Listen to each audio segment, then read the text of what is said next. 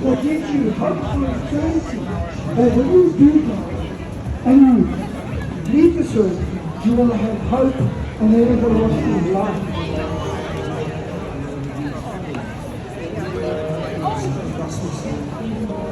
You see, we can fill our minds with so much knowledge.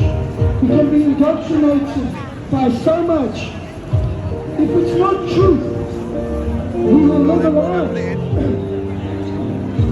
We will become a lie.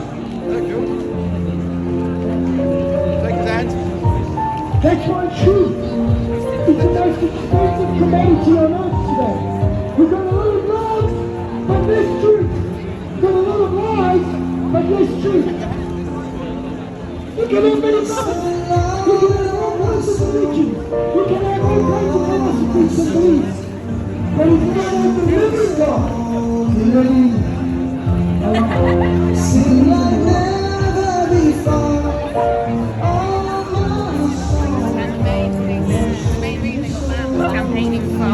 That's right, folks. It's not to be religious. It's coming to a relationship with Almighty God, to know your Lord, to know your Savior, to know your God, to give you hope forever. So when you die, you're okay.